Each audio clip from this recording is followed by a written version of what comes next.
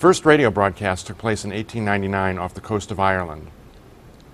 Initially, radio was really only something that was used by the military and by some large corporations, shipping companies, things like that. It was not thought to be anything that would be interesting to the general public.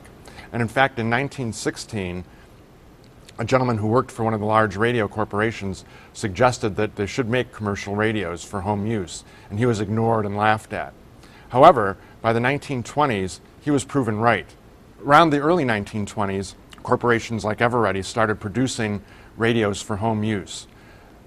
This one over here is one of the early receivers, but this is just one part of the radio actually. This is the receiver. It required numerous batteries to operate this.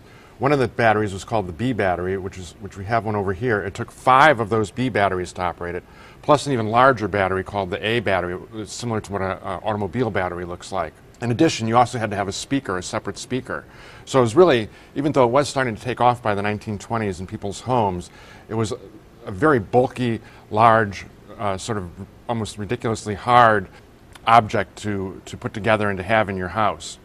It's hard to realize exactly how bulky the early radios were. However, by the mid-1920s, they invented what was considered the first portable radio. And this is a picture of it here. That was considered portable back in the early 20s. The gentleman took it to the beach, but it's the size of a large suitcase with another big horn on top of it for a speaker.